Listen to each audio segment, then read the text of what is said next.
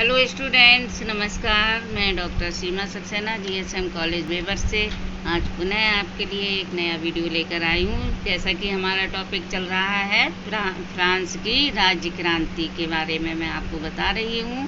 France के जो राजनीतिक कारण हैं वो मैं आपको बता रही थी। राजनीतिक कारण मैंने आपको सारे बता दिए थे, सामाजिक कारण भी मैं आपको बता चुकी हूँ। अब आज मैं आपको बताऊंगी आर्थिक कारण। आर्थिक कारण के बारे में आज मैं आपको बताऊंगी। ठीक है, शुरू करती हूँ मैं। आर्थिक कारण जो फ्रांस की क्रांति के थे वो कैसे थे, मैं आपको उन्हीं के बारे में आज बताऊंगी। उसमें पहला जो कारण था वो था कर की असमानता। ये है पहला कारण, कर की असमानता के बारे में आज मैं आपको बताऊंगी। ठीक है, अब मैं शुरू करती हूँ। आप सुने ढंग से, समझें इसे, और पिछले वीडियो अगर आपने ना देखे हो उन्हें अवश्य देखें। ठीक है, तो जो फ्रांस की कर प्रणाली थी अनुचित, घृणित एवं पक्षपातपूर्ण थी। कैसी थी? अनुचित थी और घृणित थी और पक्षपातपूर्ण थी। ठीक है, तीनों चीजें याद रखें, अनुचित, घृणित और पक्षपातपूर्ण थी। करों का भार निम्न वर्ग पर था। जो करों का भार था वो कैसा था? निम्न वर्ग पर था। विशेषाधिकार युक्त वर्ग जो थे वो कैसे थे? धनी थे। ठीक है, विशेषाधिकार वर्ग जो धनी था और कर दे सकता था। वो जो धनी था वर्ग वो कर भी दे सकता था, वह करों से मुक्त था। जो धनी वर्ग था वो कैसा था? करों से मुक्त था।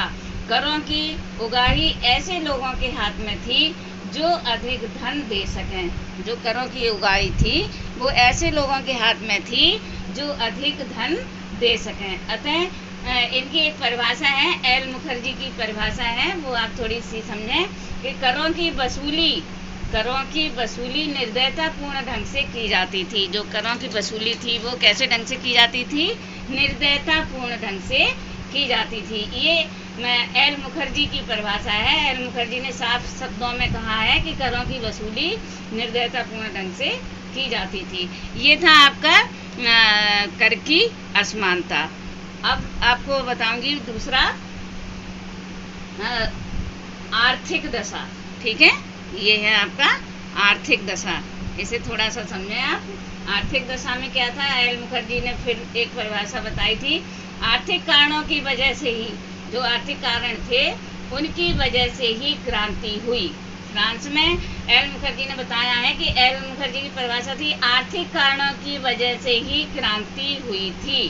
खजाना खाली हो गया था, फ्रांस की सरकार दिवालिया हो गई थी, शाही अपव्यय के कारण फ्रांस की मुद्रा की कीमत घट गई थी। जो शाही अपव्यय मैंने आपको पहले बताए थे कि जो लुई सोलमे की रानी थी वो 500 जोड़ी चप्पल बदलती थी एक दिन में, उसके सैकड़ों जोड़ी कपड़े थे और जाने कितने बरामदे थे, कितने कमरे थे।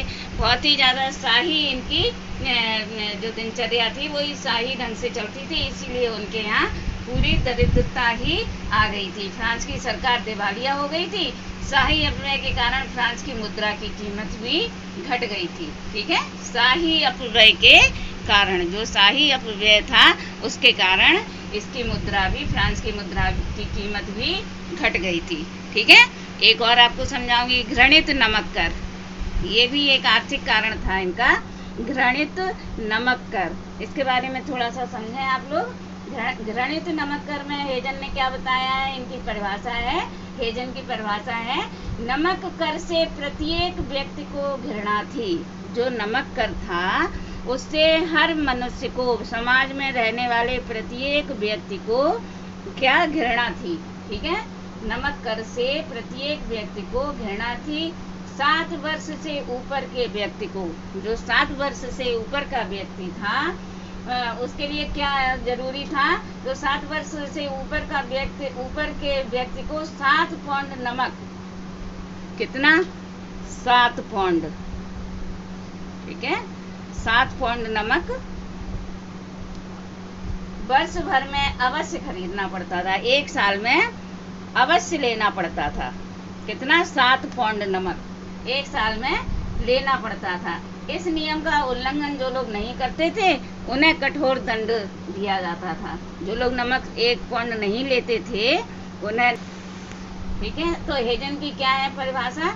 नमक कर से प्रत्येक व्यक्ति को घृणा थी। 7 वर्ष से ऊपर के व्यक्ति को 7 पाउंड नमक वर्ष भर में अवश्य खरीदना पड़ता था। इस नियम का उल्लंघन करने वाले व्यक्तियों को कठोर दंड दिया जाता था, ठीक है। तो ये है आपका घृणित नमक कर, ठीक है। बिल्कुल आसान है, इसमें आपको 7 पाउंड नमक का याद रखना है, खुद तो आप लिख ही सकती हैं। ये परिभाषाएं आती हैं, हेजन की परिभाषाएं फ्रांस की क्रांति में वेरी वेरी इंपॉर्टेंट हैं, जरूर आती हैं, ठीक है। अब आया व्यापार की अवस्था, एक और है व्यापार की अवस्था। आज मैं आर्थिक कारण के सारे ही आपको बता दूंगी। व्यापार की अवस्था, इसके बारे में थोड़ा सा समझें आप। फ्रांस का व्यापार दिन पर दिन कम होता जा रहा था। जो फ्रांस का व्यापार था वो दिन पर दिन कम होता जा रहा था। शराब का व्यापार भी करों के कारण कम हो गया था। जो शराब का व्यापार था वो भी टैक्स के कारण कैसा हो गया था? कम हो गया था, कम मात्रा में हो गया था। और जो उद्योगपतियों से सरकार को कोई विशेष लाभ नहीं था। जो उद्योगपति थे उन्हें भी सरकार से कोई लाभ नहीं मिल रहा था। जैसे विभिन्न चुंगी, जो चुंगी होती है अपने यहाँ चुंगी ली जाती, टैक्स जो होता है, विभिन्न चुंगी एवं नाप तौल प्रणाली होने के कारण व्यापार की दशा दिन पर दिन गिरती जा रही थी। जो व्यापार की दशा थी वो दिन पर दिन गिरती जा रही थी। ये तो थी व्यापार या व्यवसाय की अवस्था। अब आया आपका ऋण भार, ठीक है, ये भी हो गया। अब आया आपका एक ऋण भार। इसके बारे में भी थोड़ा सा समझाऊंगी कि सरकार के ऊपर राष्ट्रीय ऋण, जो राष्ट्र का ऋण था, सरकार के ऊपर राष्ट्रीय ऋण दिन पर दिन बढ़ता जा रहा था, ठीक है। जो राष्ट्र का ऋण था वो दिन पर दिन बढ़ता जा रहा था। स्थितियां यह हो गई थी कि ऋण तो दूर रहा, ब्याज भी देना कठिन हो गया था। जो ऋण था वो तो था ही, लेकिन ब्याज भी देना बहुत ज़्यादा कठिन हो गया था। फ्रांस एकदम दिवालिया हो गया था। फ्रांस इसके कारण बिल्कुल दिवालिया हो गया था, बिल्कुल गरीब हो गया था। तो ये था ऋण का भार, ठीक है। अब आया एक आपका विकृत शासन। विकृत शासन के बारे में थोड़ा सा समझाऊंगी आपको। विकृत शासन क्या था? ये है विकृत शासन। इसके बारे में थोड़ा सा समझें।